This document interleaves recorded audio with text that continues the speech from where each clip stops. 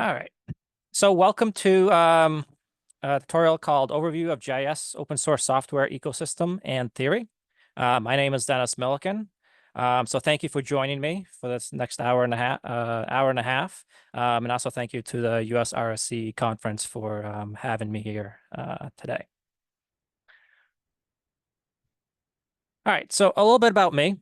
I have a bachelor's and a master's degree in environmental engineering, specifically in water and wastewater treatment. But when I went into the professional field, I did go into environmental consulting, but I did hazardous waste cleanup sites. And so that includes, say a gas station, there's subsurface gasoline tank leaks. I was the part of the crew that would go in there, investigate the extent of the leak, and provide solutions to cleaning that leak up and taking care of any health hazards associated with that leak. So that involved a lot of GIS work, collecting data in the field, associating it with a specific location, and then collecting groundwater samples and air quality samples at different points, and then interpolating between the different points to get an estimate of the extent of the contamination, but also to estimate, how much of it is actually in the ground as well.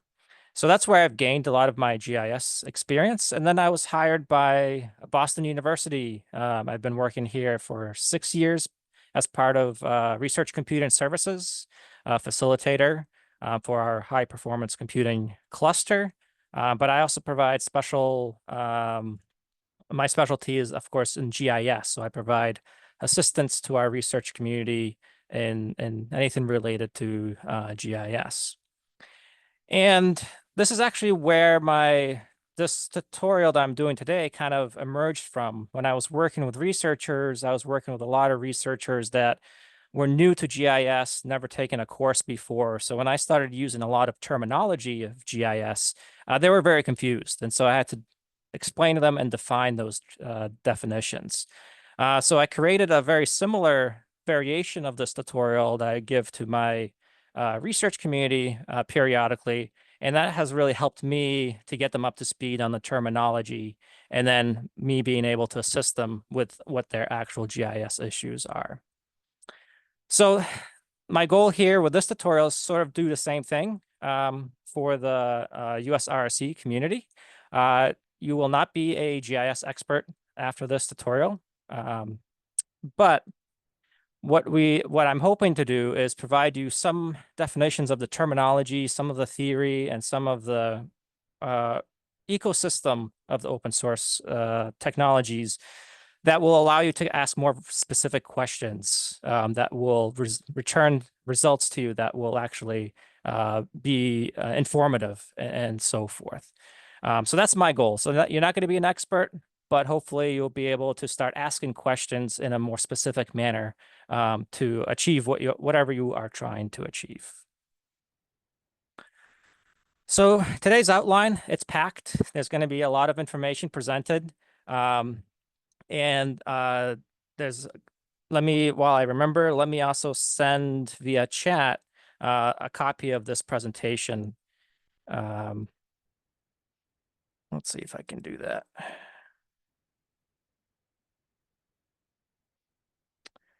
Looks like I can't do it from my computer. All right, so we'll do it. I'll try to send it over during the break time. This PDF, I think I'll have another method of doing it. It seems like I can't upload a file from my computer in this format. So we'll get back to that a little bit later. But this presentation has lots of links within it, and so certainly explore those links. That will have a lot more additional information provided.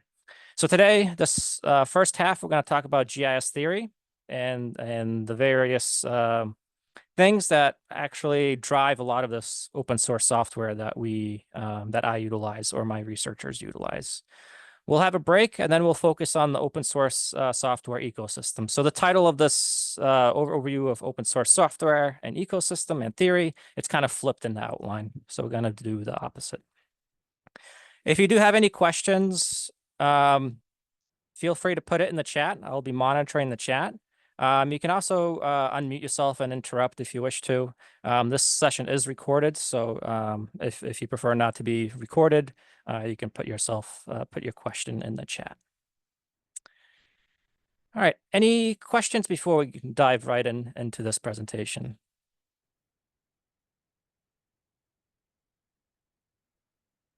All right, perfect. All right, so let's start off with GIS theory. So the first thing we're going to talk about is some common spatial data models.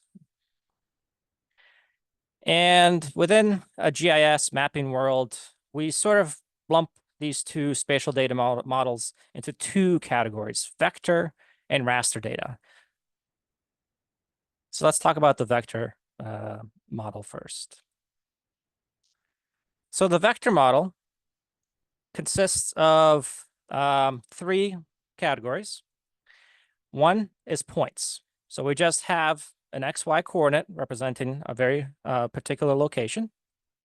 And usually this is representative of maybe location of trees, a fire hydrant, a location of a manhole cover, shrubs, things like that in nature, where it's a very pointed location.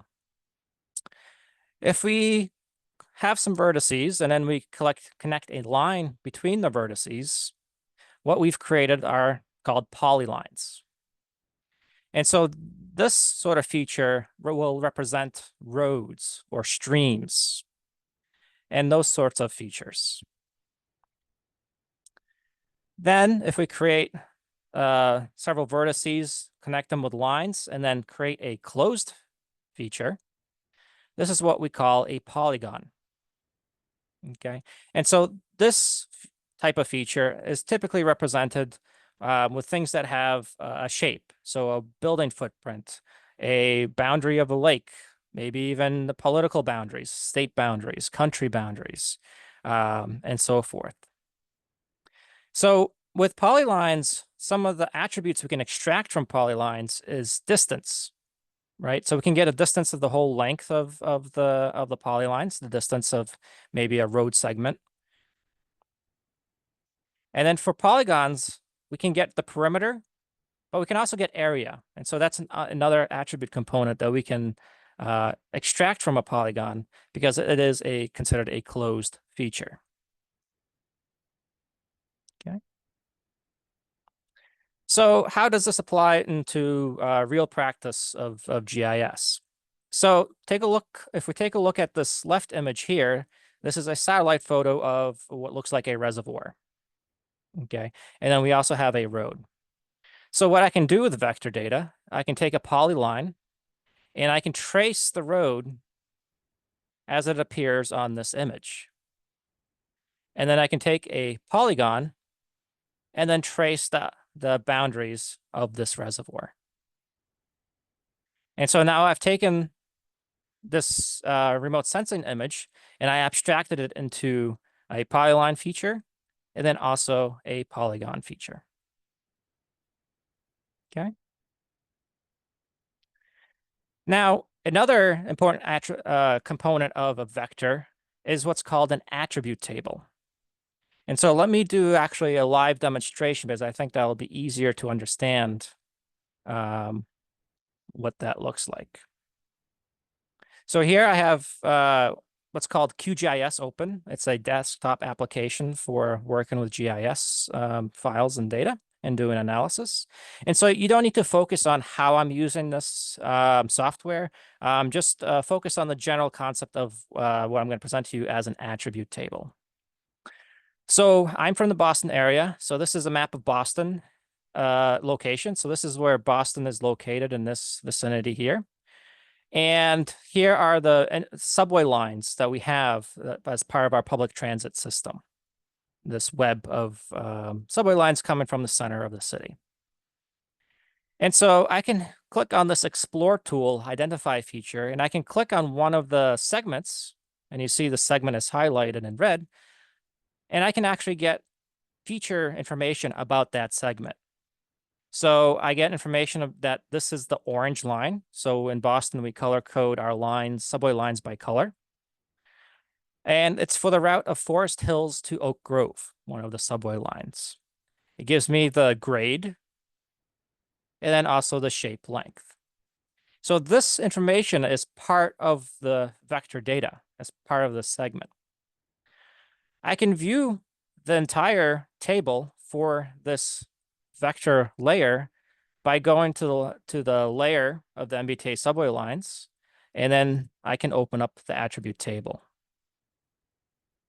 And so each row in here is a feature represented on this map, and it contains the attributes.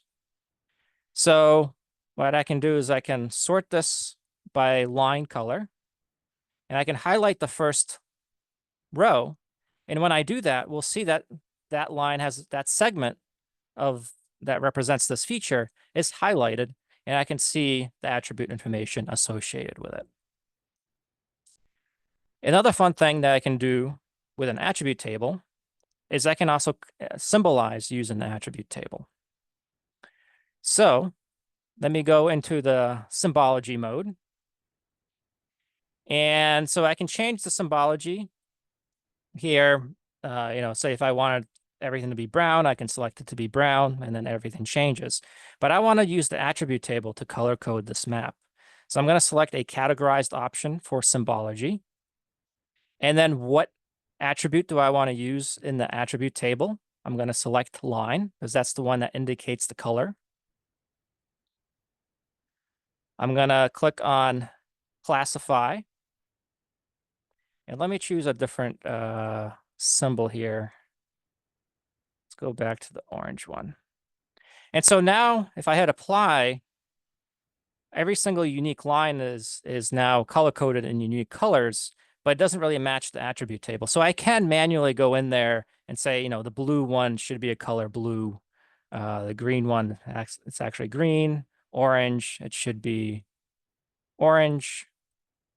And red should be red. Okay. And so this is one of the powerful things about the attribute table. And this is just a very small portion of what it can be utilized for. All right, let's go back to the PowerPoint presentation. Are there any questions regarding this while I try to find my...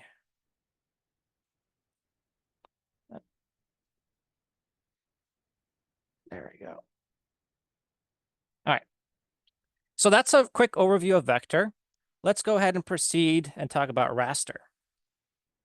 So raster is, let's take a look at the same image that we were looking at before. But this time, let's put a grid over this image. Okay, so we're going to have individual cells representing a small portion of the area of this image. And then we're going to assign the cells a value. 1 is equal to road, 2 is going to equal to water. So for roads, this is which cells I've determined might represent the road feature. And there certainly could be some debate over that, but that's not going to be part of the scope of which cells is appropriate to choose for a representation of road. And then 2 is water, so I'm going to represent it in this fashion.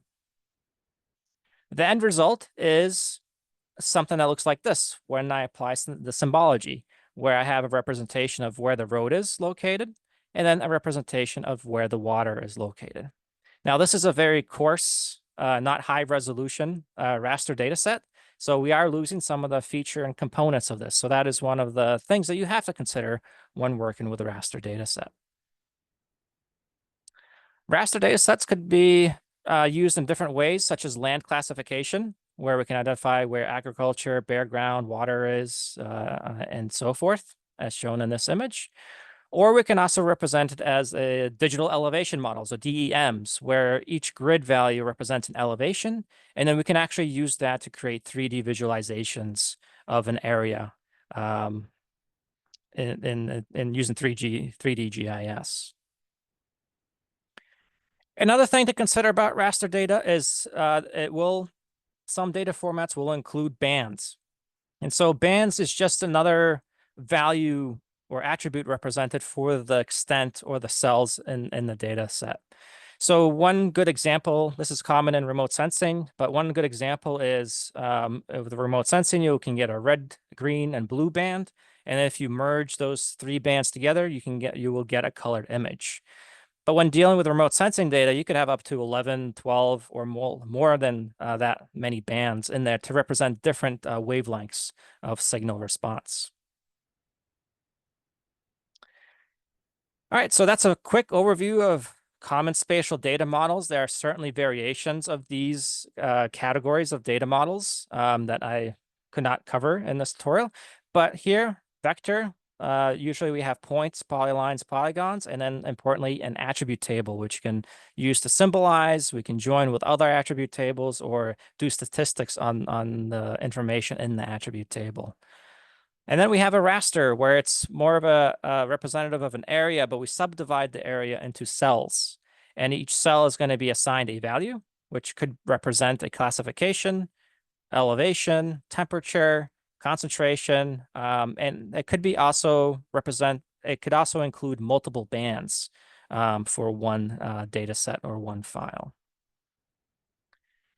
Any questions?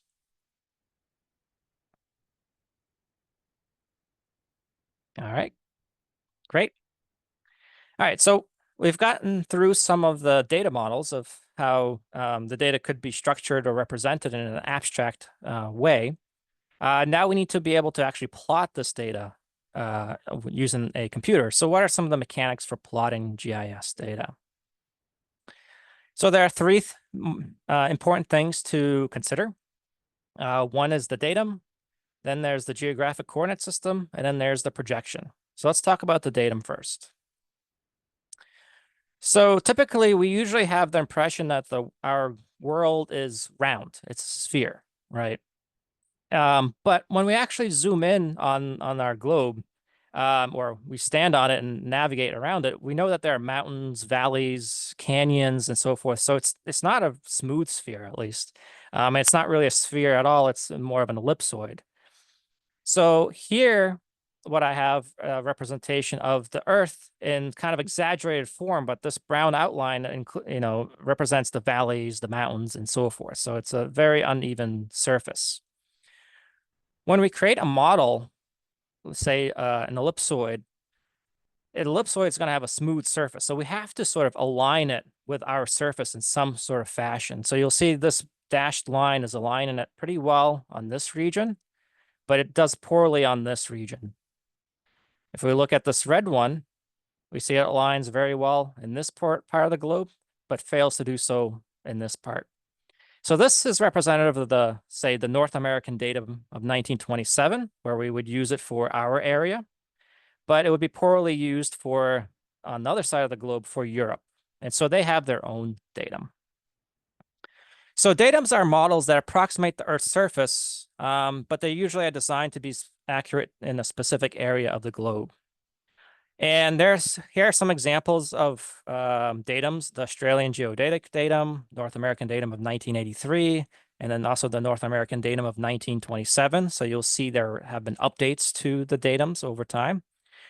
And there are hundreds of these datums. So these three are just a very small subset of what actually exists. And then there's also what's called vertical datum for elevation. So these datums only cover the horizontal aspect of plotting data, but we also have the vertical datum that covers surface elevations. All right, so once we have a datum, we have to set up a geographic coordinate system. So say we've created this model, in this case, a spherical model of our globe. And what we can do is we can add lines of latitude going following the parallel with the equator. And so we can put these in equidistant lines all the way across horizontally. Then we can add some lines of longitude. So going from pole to pole. And so what we get is a grid system, okay, with a reference point of 0, 0, where the prime meridian and the equator meet. So it would be in this location. So once we have a grid system, now we can actually start placing things on this globe. with coordinates. And so when we have a geographic coordinate system, it's going to be in the units of the coordinates are going to be in degrees. So if I wanted to find the location 50 degrees east and 40 degrees north, I will need to refer to a compass where north is up, south is down, west is to the left, and east is to the right. I need to start at my origin, 0, 0. And what I need to do is travel 50 degrees east, which is to the right, along the surface of the globe. And 50 degrees means that I've created a 50-degree angle in reference to the center of the globe in polar coordinates. And then I need to go 40 degrees north. So I'm going to go travel north up 40 degrees. And then I'm creating a 40-degree angle. And so now I can plot my points, my polylines, my polygons or raster data using this coordinate system. Now, I mentioned before that we have various datums. We also have various geographic coordinate systems. And it's important to be aware of this because here is an outline of Boston City Hall that I made in black. And I used the North American datum of 1927 for this. And then I just took the coordinates from this polygon and I just used the North American datum of 1983, an updated version, and I did not transform the coordinates. And we see that the building outline is actually shifted from its original location. So this is an important concept when working with GIS, and this is where a lot of folks will actually run into issues or errors in their output is because they might be mix and matching the coordinates with the datums that it's supposed to be associated with. All right, any questions?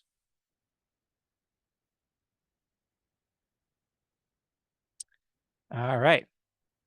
So we covered datums, geographic coordinate systems, and now let's go to projections. So when looking at this map, there's something wrong with this map. So I'll give you a couple seconds to think about what might be wrong with this map to yourself.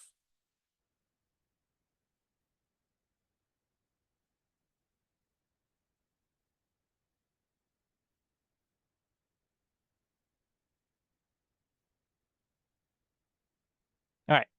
So hopefully you had a chance to come up with some theories. Now, let me add some additional information here. So here we have Greenland, and then here we have Africa.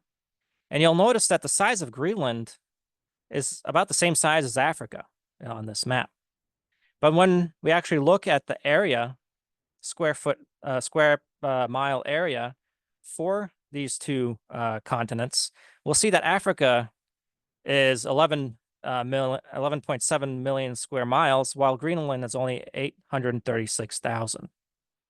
All right. And then looking at Antarctica, it seems like the largest continent that we have on this globe, which we know in reality is not true. Okay. So maps, they do tell lies, and projections is one of the reasons why they tell lies. So let me open up this YouTube video. And so typically we don't carry a globe around to show where things are located or do presentations. We want a flat map. And so to create a flat map, we may want to cut the globe into, say, orange slices and open them up. But when we do that, we see there are a lot of gaps in between. Okay, so those gaps are not ideal. So what we'll do is we will fill in those gaps. So everything starts to get stretched out, as we can see here. And so now we have a lot of exaggeration, especially in the northern and southern poles for this particular map. And then we also have to flatten it out. And so it even increases that exaggeration. So what projections do is allow us to create flat maps. Yes. Oh, let me just, one of the YouTube videos is playing in the background for me. There we go. All right. Sorry about that. There was a YouTube video continued to play in the back for me. So it was a bit distracting. All right. Where was I?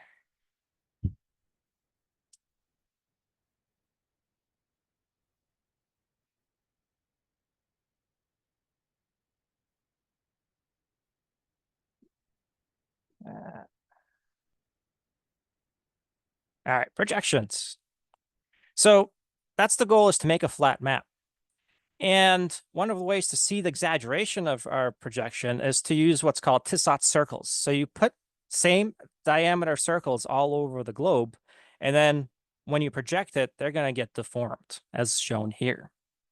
And then when we're looking at projections, we can usually subdivide the projections into three categories. One called equal area, one's conformal, and then another one's called equidistant. Equal area projections will preserve the area of the features. So we'll see that even though the circles are in different shapes, the area is going to be equivalent among all the circles. Conformal retains the shape of the feature.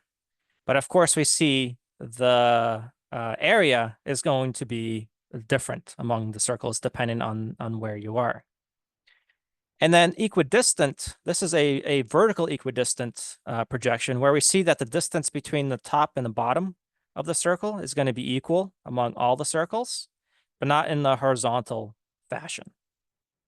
So this is a representation that we can preserve some spatial features or attributes of our features, but we're going to be exaggerating or deforming the other ones. And so this is another important aspect of GIS. So here I have some web tools for exploring projections. And so hopefully I'll send you the PDF and you'll have these links. But let me take a look at the first link, which I think is a bit fun, where in the drop-down menu, we can choose different types of map projections, say like conic equidistant. And then this map will transform into that projection to see what it looks like. So I can choose, say, armadillo.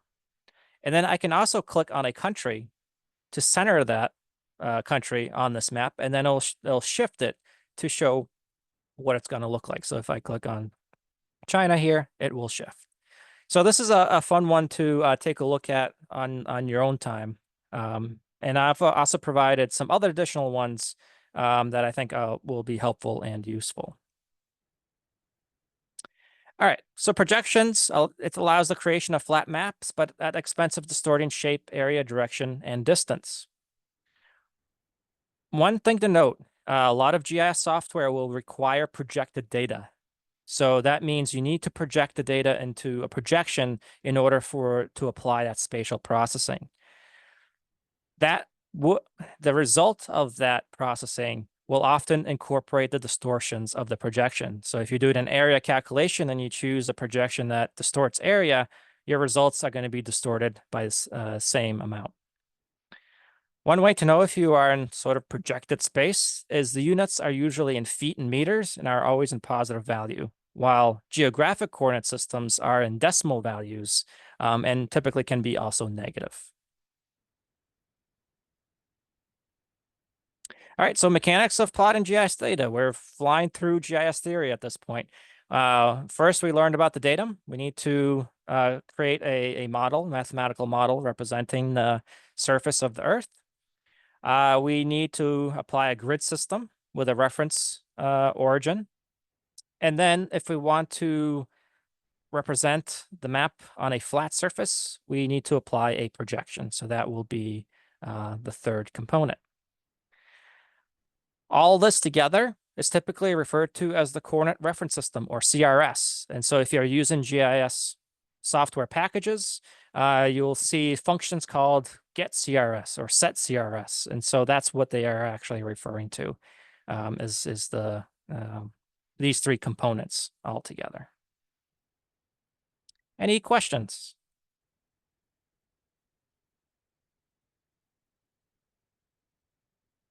All right. So hopefully I'll get this PowerPoint presentation to you, but here are some videos to watch and some other links to explore on your own time to learn more about these sorts of things. And you might have seen a bunch of links throughout the presentation as well. All right, let's go to the next concept of layering in GIS. So in GIS, we typically have multiple files that represent different things.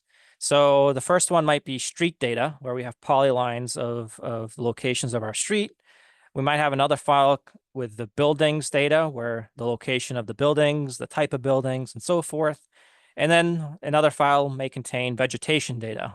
So it contains what kind of vegetation is in different locations. And what we can do is these are called individual layers, GIS layers, and we can essentially stack them on top of each other. So that way we can do spatial analysis. Okay. And so now we can figure out, all right, how close are the buildings to these to these streets? Where is a good place to maybe put a coffee shop, and so forth. What trees might be a hazard during a severe weather storm, and that might need attention, and how close are they to the buildings, and so forth. Now, one important concept we have to remember from when we talked about coordinate reference system is that the first layer of street data might have projection A, defined as projection A, and then the second layer might have a different projection or coordinate reference system. So it could be B, and then the third one could be C. So in order to actually stack them and align them, you may need to apply some sort of transformation from one coordinate reference system to another. And so it's always a good idea to choose a project coordinate reference system for your project and make sure all the data is converted to that particular coordinate reference system. Okay. Any questions? All right. Let's talk a little bit about data, spatial data storage. Okay, how is this data stored? So here is a list of all the various file options, file type options to store vector data. So here at the bottom, I've defined it as vector data. There's a lot of it. And each of these have been developed at different times throughout the years. They were created to optimize for a very particular analysis, so a very particular system that they were working on. And so you could encounter when working with GIS data, any of these file types. And part of the battle with GIS when you're starting off a GIS project is actually just trying to import this data into your GIS software. That can be a hassle, and it can take quite a bit of time because not all GIS software support all of these data formats. When we look at raster data, it's even worse. We have even significantly more file types that we could receive the data in. And so we may need to somehow translate that data into a file format that is usable to us. But we can sort of categorize some of this data storage into, at least I can categorize into 4 groups that I see. So the first group is individual files. So each file represents one layer. So it would be just roads that are represented by that layer, or just buildings. And so in vector data, these are usually represented by Esri shapefiles, which is a very common one that you will encounter. AutoCAD, GeoJSON, or even just an Excel file for point data. Raster examples include ArcInfo, ASCII grid files, GeoTIFF, JPEG 2000, NetCDF, and HDF file formats, HDF4 and 5. Although they could have multiple bands. So I guess you can argue if it's an individual layer or on such. But in general, you might just receive one file, and that would typically represent one layer or set of features. Next is multi-feature raster files. So like a GeoPackage and file geodatabase, they can store multiple layers, say, such as shape files that might contain. So include roads, and then another layer would be buildings. And so they can actually host multiple layers in one package.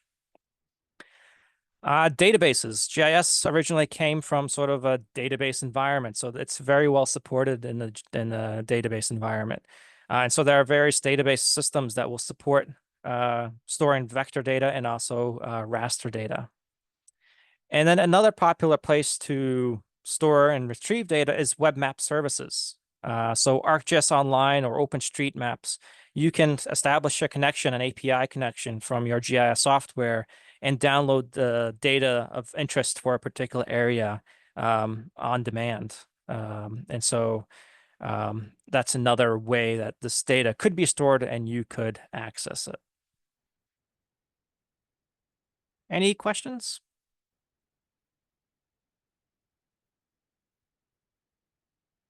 All right. So we did talk about coordinate I have a reference system. question. I'm not sure if you're Yes, doing the chat or vocal. Sorry. Um, go ahead, I live Richard. in I live in New Zealand, and we have government APIs here that have various things. Is there any reason to use like local APIs coming out of, say, a local country's um, data resources versus just using the things you had earlier in the slides? It's depends on what your requirements are for the project. Okay. It so it that and so if you need obviously to do a nationwide sort of analysis, you might be better off downloading the data as a file and running it locally rather than hammering the server where you might reach the quota limits. And also it depends on the resolution. The APIs might not have the highest resolution data. And so getting sort of a one you can download with a higher resolution could be a benefit to you. Cool. Thank you. Yep. So we talked about coordinate reference systems before. And so that is also going to be part of the GIS file and stored in metadata, with exception of CSV files. CSV files, when you have point data, you will have to assign a coordinate reference system when you import it into GIS. But these are some of the coordinate reference system definitions that exist that you may encounter. The most common one is the EPSG code that's becoming very popular. So EPSG, let's take a look at the next slide. So here are some examples of CRS definitions for the Massachusetts mainland projection. And so an EPSG code is just a numeric code. Okay. And it references a database that has a full definition of what this datum and projection and grid system is going to contain. But other definitions like proj4 or .proj files will have a very complex line that will define what that coordinate reference system is. And so in this example, we see there is a section for datum. And then in this example, we see there is a little section for defining the projection in here. So all the information is in there to help a GIS software to be able to plot this using the datum and projection as defined here. So that's as much as I'm going to cover on this component. You can certainly look at the resources I provide to learn more about how those projections are identified. All right, let's rapidly move into spatial operations, specifically vector data. So one of the reasons why we want to use GIS software is because it comes with specialized spatial operations that we can apply to spatial data. So for vector data, these are some of the common ones that might be available in most GIS software that you will use. One is called the buffer, where say we have several points and say these are subway station stops or train station stops. And we want to create a polygon, a buffer of say a few miles to see what might be within walking distance of the station. So say we wanted to see, what's within walking distance with a mile. So we can create a buffer around each individual point and then use a next spatial function, say like clip, where we have a bunch of locations of say various stores or coffee shops in the area. We can use the buffered feature that we've created to only show the ones that are within a walking distance of a train station. So we put together these various operations to achieve in answering a question that we have. So we have buffer and clip here. Union, if we needed to merge two layers together, two features together, we can do that.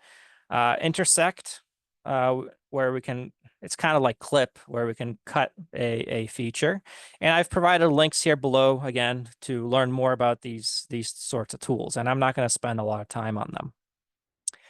And we have erase, where we can remove a area of a feature. Dissolve, if we have counties and we well, if we have districts and we want to dissolve them into, aggregate them into counties, we can do that. Point distance, where we can calculate a distance from one point to all the other points and add it to our attribute table. And then there's also spatial joins, where we have points and we have a polygon and we want to take the attribute values from the polygon in regards to the town and add it to the attribute table of the trees, so we can do some additional analysis. And so we can do a spatial join and add those and merge those two attribute tables together based on location. So that's vector. Now let's take a look at some spatial operations with raster. And this certainly is not a comprehensive list, but I'm just highlighting some of the ones that I typically encounter as for researchers who are starting out with using GIS technology. Clip, if we wanted to focus on a particular area, we can clip a raster using a vector feature. Mosaic is a common thing done in remote sensing, where we have a bunch of tiles and we need to merge them all together into one large continuous image. Resampling, we have a very high resolution data set and we need to reduce the resolution maybe because of memory constraints that we have, or we want to try to take out some of the noise. So we might do some resampling or change or convert to a different projection as well. Other things that commonly done is map algebra or raster math, where we align layer 1, layer 2, each has a value, and then we might want to subtract values from layer 1 with using layer 2, and then the resultant layer will have that difference. And so this is done a lot in remote sensing with the different bands that can have different information. If you apply different mathematical operations between the bands, it will actually tell you different features among what's been detected. Focal statistics, also sometimes called applying a filter to an image, where we might define a box and we might do some sort of estimation, a summation, or average values of this box, but still assign it to that cell. So we have sort of a neighborhood influence on the value. And we progress with this box along the way for each of the cells. And then we save that value. And so we've applied, once we've gone through the whole data set, we have applied this filter. And so, and that can help out with, again, taking out some of the noise in the images, or can be used for other aspects in your analysis. All right, any questions? All right, again, here are a bunch of links for GIS learning resources, which I'll try to get to you during the break. And then here we are at the break. So let's take a 10-minute break, and then we will continue with the other portion of this presentation. And then in the meantime, I will try to get you the PowerPoint presentation. I think we're pretty close to the 10-minute mark. I just wanted to let folks know that I did send the PDF via chat. So if you were away when I did send it originally, go to the chat and see if you can download the PDF version of this PowerPoint presentation, because it does include many links to various sources that I think might be helpful to you after this session. But in the meantime, are there any questions I can answer before we start the second portion of this tutorial?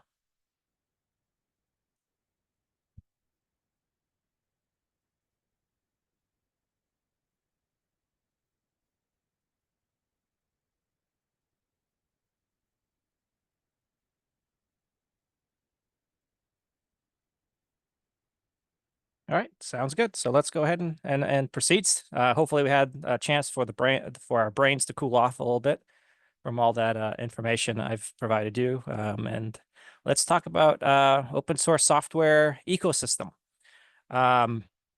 So I'm going to give a GIS overview of the open source software ecosystem. It is going to be a bit biased based on the type of research that my community does. So obviously I can't cover all the open source software that exists out there. But hopefully this will give you at least a good overview of a portion of it and maybe give you insight on how to explore other components or other software that you might be interested in or your community might be interested in. All right, so let's get started. So the first three that I'm going to start talking about are libraries called Proj, GEOS, and GDAL. So in the first half, we talked about coordinate reference systems. So this is how we are able to actually plot things onto a map or onto a virtual globe.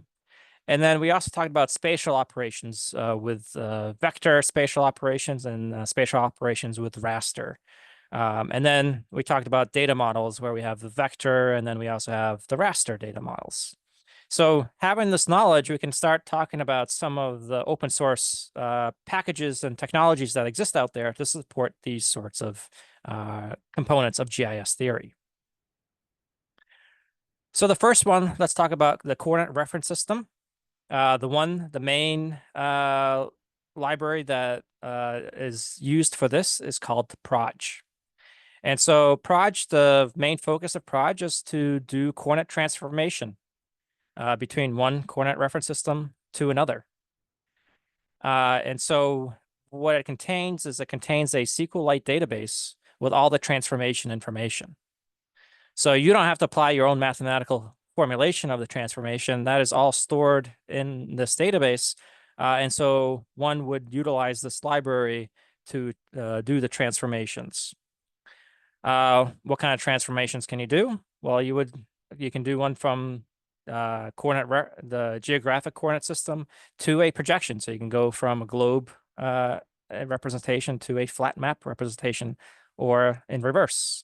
You can also switch between datums as well using this.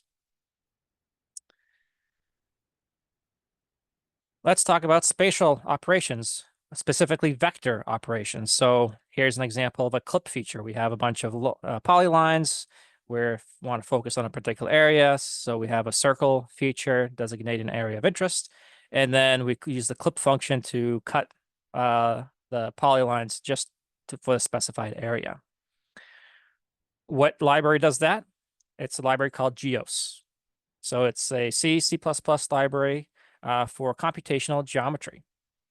And its focus is for supporting GIS software. And one of the things that it implements is what's called an OGC simple features geometry model, which I will talk about a little bit later. But this is where you can get a lot of the spatial operations functionality for vector data.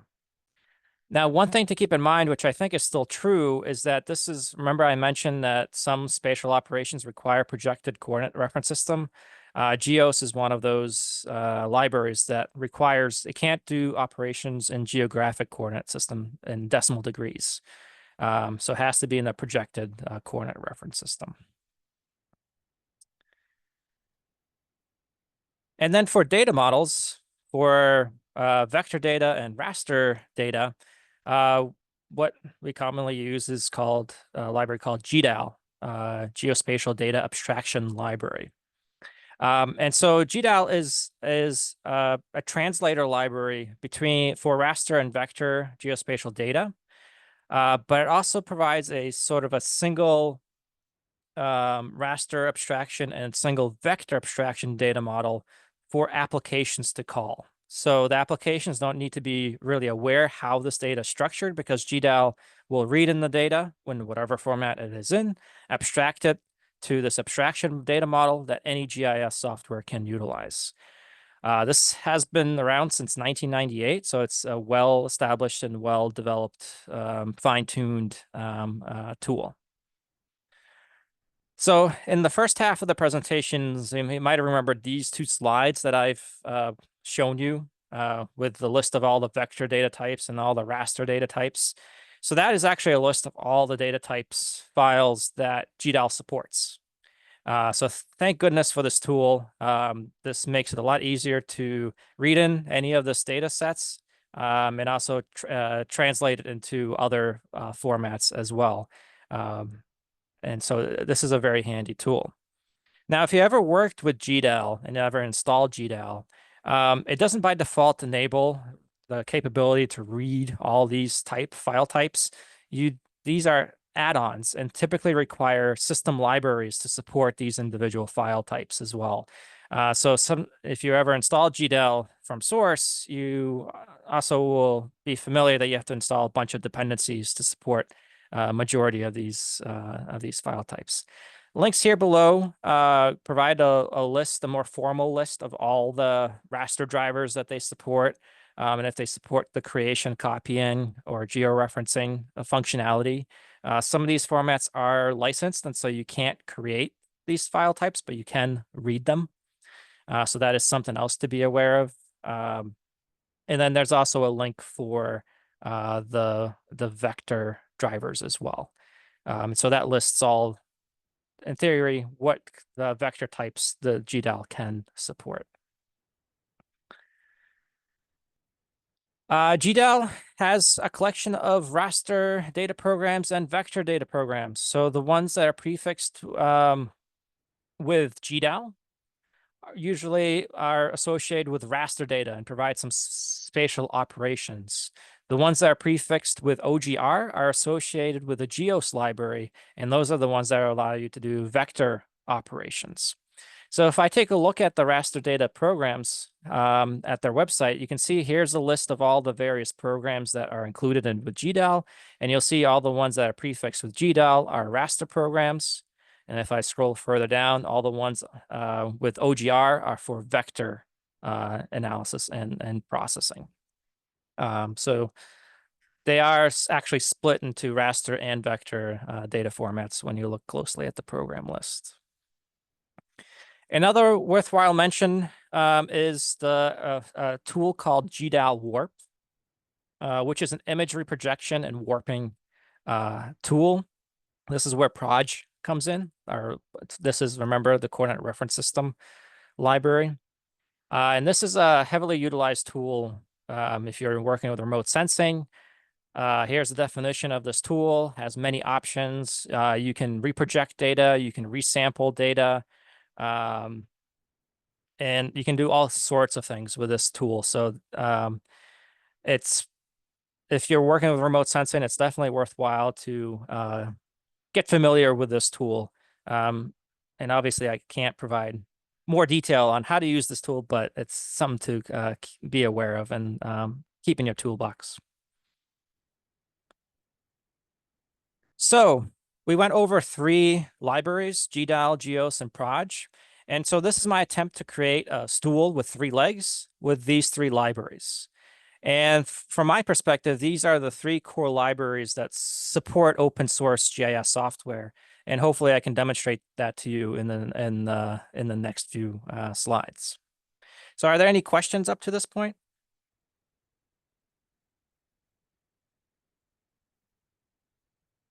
Okay, perfect.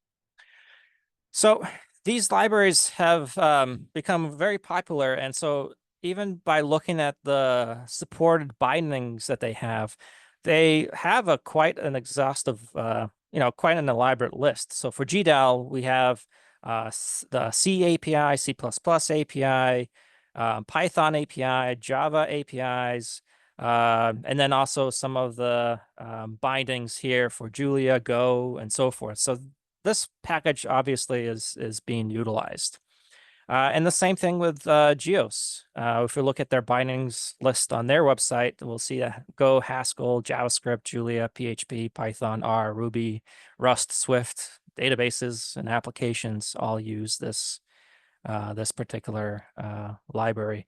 And Proj, it doesn't have as many. Actually, it does have quite a bit. It has a lot of plugins as well for various use by app developers, and developers have certainly took advantage of this. Certainly, there's no point in reinventing the wheel. Since these three libraries are so important, they are part of what's called the Open Source Geospatial Foundation, which is an organization that helps creates a community for geospatial professionals to learn and exchange ideas, but they also manage projects. And so this is their main web page. And if I click on projects, we will see that GDAL, GEOS, and Proj are listed as geospatial libraries projects for this community, for this group. And they do support other projects, QGIS Desktop, which I showed you earlier, a little bit of a demonstration earlier.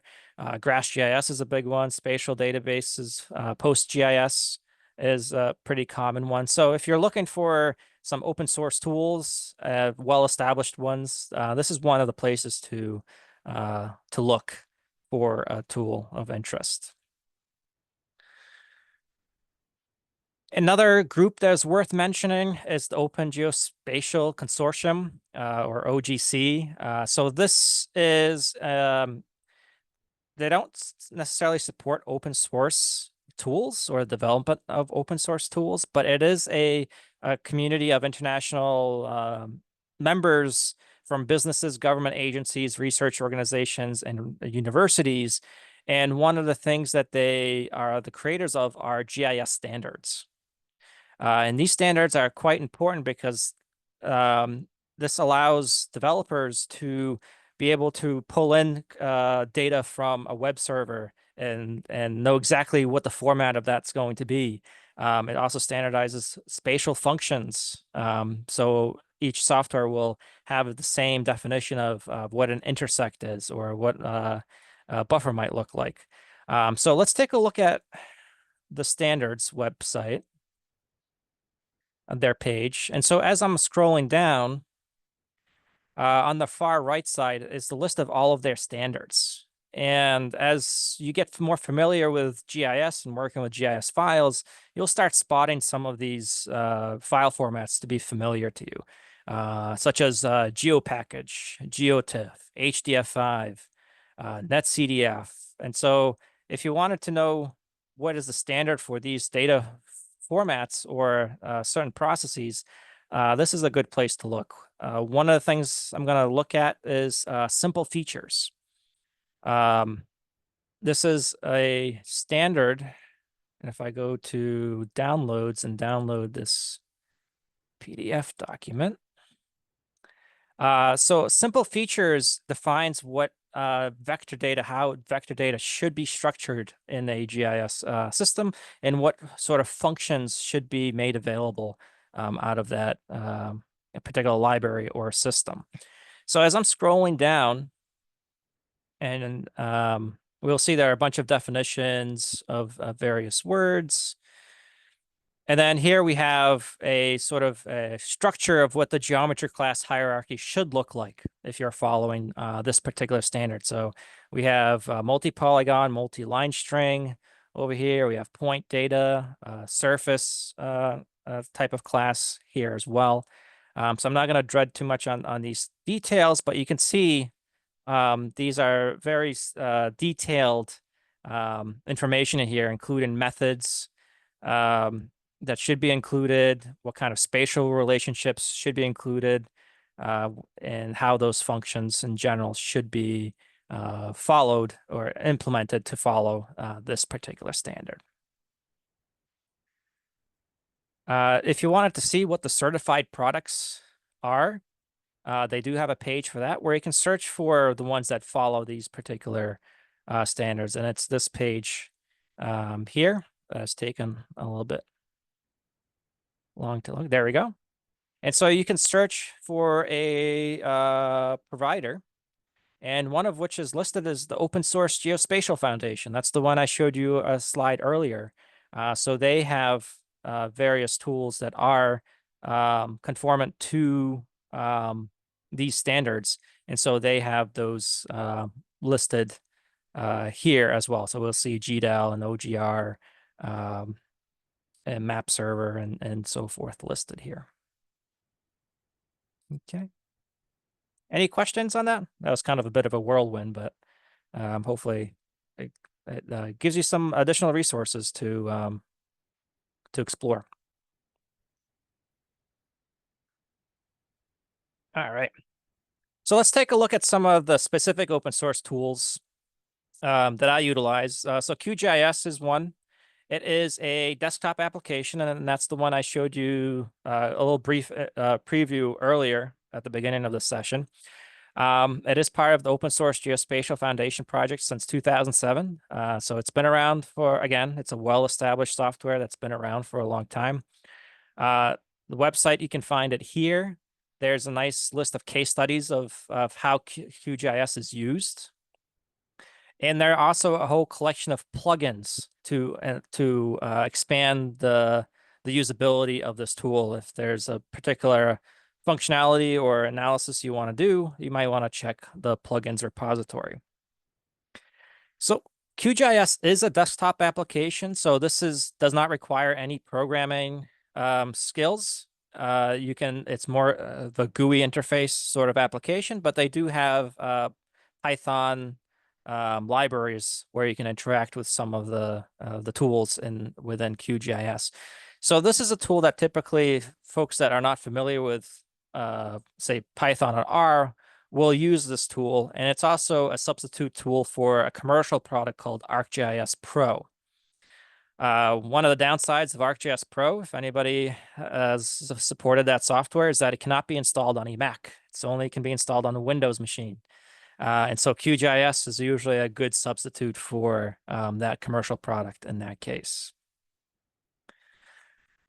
If I check the About section of QGIS, you'll notice that GDAL, Proj, and GEOS are listed there. So again, this is one of these are the three legs that support open source software. And so QGIS is part of that environment. If I look at the processing toolbox of QGIS, we'll see that here's GDAL and all the tools and programs associated with that. And one thing to note, if you open a GDAL tool like this buffer vectors window, you obviously fill out the form to what you want to do. But one thing I want to point out is that at the bottom here, I'll actually create the command line that can be used in a terminal to run this analysis or buffer action, which is very handy, especially if you need to automate something and you just don't know how to use the tool. You can use this GUI to formulate that command line for you on your behalf. And it's also a good way to test to see if any of these GDAL processing tools are very optimized. And so if this tool can do it faster than what you've written in R or Python, then there's opportunity to have some improvement. So that's another nice thing about QGIS. All right, let's proceed with R. So R, there are two for vector using R for vector processing. There are two libraries that are very well known. SF, Simple Features. And if you remember, that's the standard that I was talking about earlier. And then there's SP. About 2 years ago, SP has been deprecated, so don't use that. If you find any instructions or tips on how to use that, avoid that. Convert to SF. If we look at the CRAN listing for SF, again, we will find that GDAL, GEOS, and PROJ are listed there. So knowing that these libraries are the back end of this package, if you get a GDAL error message, the nice thing is you can go to directly to GDAL, try to repeat the operation and troubleshoot it there rather than trying to troubleshoot it through R and then see if it resolves the issue. I did check. There are about 513 R packages that depend on SF. So they need SF in order to operate. So this is a heavily utilized package. And you might wonder why there's so many packages. Well, there are a lot of APIs to get data from remote servers and then convert it into an SF object. There are sometimes very special domain specific functions that use SF as the spatial object to read in the data and then apply the application, the processing or the analysis, and then a lot of mapping tools to visually show the data on the screen will also use SF. So there's a whole large many packages use SF. For raster, there's Terra and then raster. Raster is deprecated, so don't use that. And again, if we look at CRAN, we'll see that GDAL, GEOS, and PROJ are listed as system requirements for this package. And I found about 286 R packages that depend on R. All right, moving on to Python. So in Python, they did it a little bit differently. So for GEOS, the Python interface is what's called a package shapely. And each of these packages are linked to their website. So if you have the PDF, you can click on that link to visit those packages. So if you're using Python, Shapely is a package that you might be using to interface with GEOS. Proj will be PyProj. And these numbers here indicate how many GIS Python packages depend on PyProj. So there's 108 packages roughly that depend on PyProj in order to function. GDAL has 3 Python packages that provide a Python interface, allow you to interface in Python with GDAL. Now, one of the popular packages in GIS packages in Python is GeoPandas, which utilizes Shapely, PyProj, and Gyro.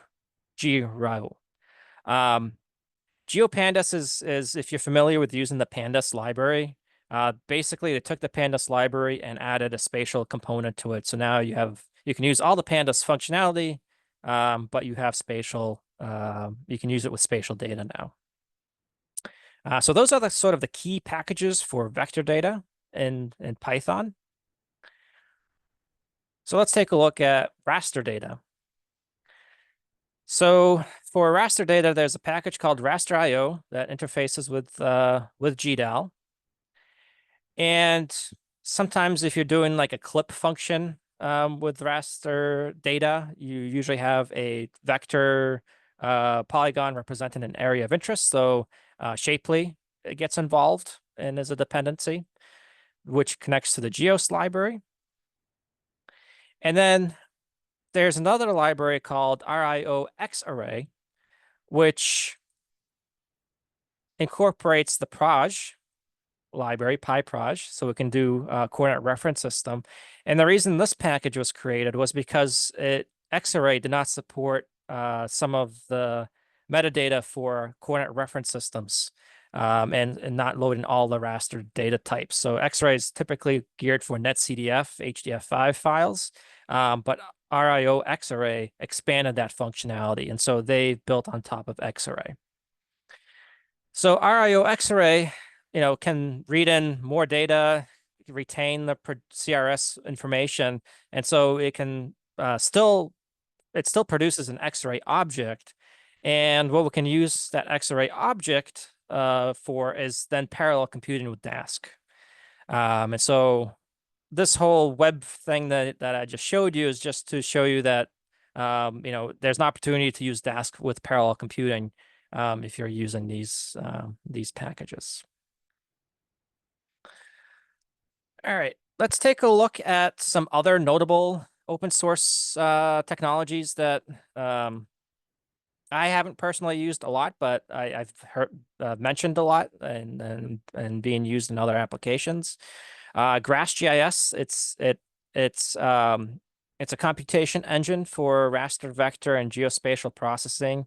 It includes a GUI, sort of a desktop environment like QGIS, command line interface, Python API, C API, and QGIS plugin. It takes a bit more of a learning curve to learn compared to QGIS. So usually I'll point researchers to QGIS because it's significantly easier to learn. But it is a very powerful tool that's been around since 1982.